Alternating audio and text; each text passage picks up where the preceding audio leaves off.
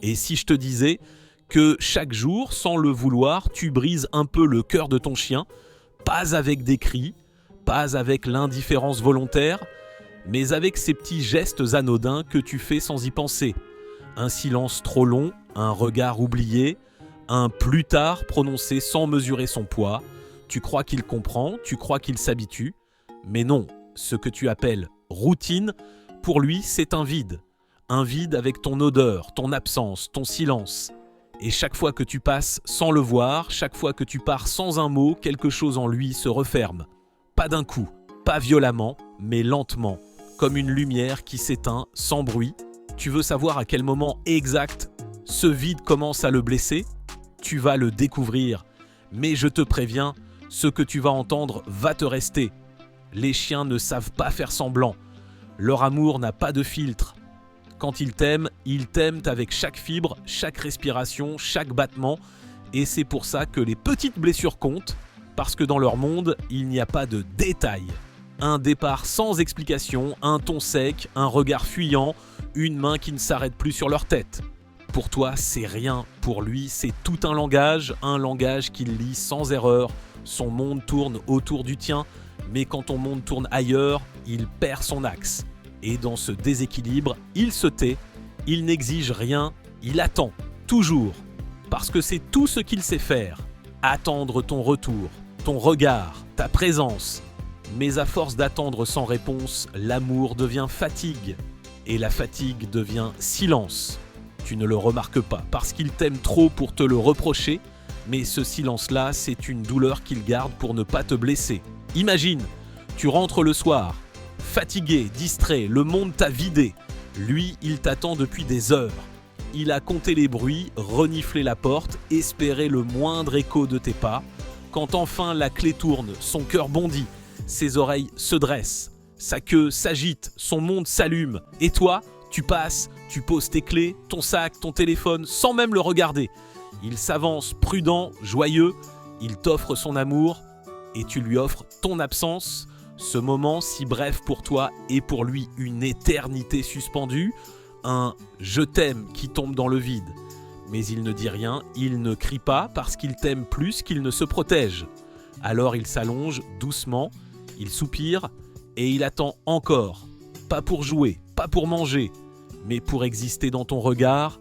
Et ce soupir que tu entends au loin, ce n'est pas de la fatigue, c'est un petit morceau de cœur qui renonce à être vu. Les chiens ressentent la solitude comme une douleur physique. Leur cerveau réagit exactement comme celui d'un enfant séparé de son parent. C'est biologique, leur rythme cardiaque s'accélère, leur respiration se bloque, leur système hormonal se dérègle. Ce n'est pas de la peine, c'est du stress pur, une panique douce, invisible, mais bien réelle. Chaque fois que tu ignores sa présence, chaque fois que tu repousses sa patte, chaque fois que tu hausses la voix, tu fissures cette confiance totale qu'il t'avait offerte. Tu crois qu'il t'aime, quoi qu'il arrive, et c'est vrai. Mais même l'amour le plus pur se fatigue quand il n'est pas nourri. Il ne cesse pas de t'aimer. Il cesse de croire qu'il mérite ton regard, et c'est là que le drame silencieux commence. Tu rentres, tu crois qu'il vieillit, mais non, ce n'est pas le corps qui ralentit, c'est le cœur. Il t'écoute encore, mais il ne bondit plus. Il te regarde, mais son regard est plus flou, plus distant. Tu crois qu'il devient sage, mais non, il s'éteint un peu, jour après jour. Et la chose la plus bouleversante, il continue à t'aimer, même brisé, même ignoré, même épuisé. Parce que c'est ce qu'il est, amour pur. Mais comment savoir, comment sentir quand son cœur commence à faiblir ? Comment reconnaître le moment où son silence devient souffrance ? Ce ne sont pas les grands signes, ce sont les détails. Un regard qui fuit, une queue qui hésite, un bâillement hors de propos, une respiration plus lente quand tu t'éloignes, des murmures du corps, des signaux minuscules qu'on ignore trop souvent, et si tu pouvais les comprendre, et si tu pouvais dès ce soir réparer ce que tu n'avais pas vu se briser ? Parce que ton chien te parle chaque jour, pas avec des mots, mais avec cette fidélité qui ne demande qu'une chose, être reconnu. Tu veux savoir comment lui montrer que tu l'aimes encore ? Reste, parce que la réponse est simple, mais elle change tout. Par un regard, un seul, Regarde-le comme lui te regarde chaque jour, pleinement, sincèrement, sans distraction. Appelle-le doucement, dis-lui son prénom comme une caresse, pas parce qu'il t'obéit, mais parce qu'il t'écoute. Pose la main sur lui lentement, pas pour te rassurer, pour le rassurer lui. Offre-lui ton calme, ta tendresse, ton attention. 5 minutes de présence réelle valent mieux plus que 1000 « je t'aime » dit sans regard. Et chaque fois que tu fais ça, tu répares. Un fil invisible se retend entre vous, il se sent vu, reconnu, choisi. Et toi, tu ressens à nouveau ce qu'il t'offre depuis toujours, un amour sans condition. Souviens-toi du début, tu rentrais, il t'attendait.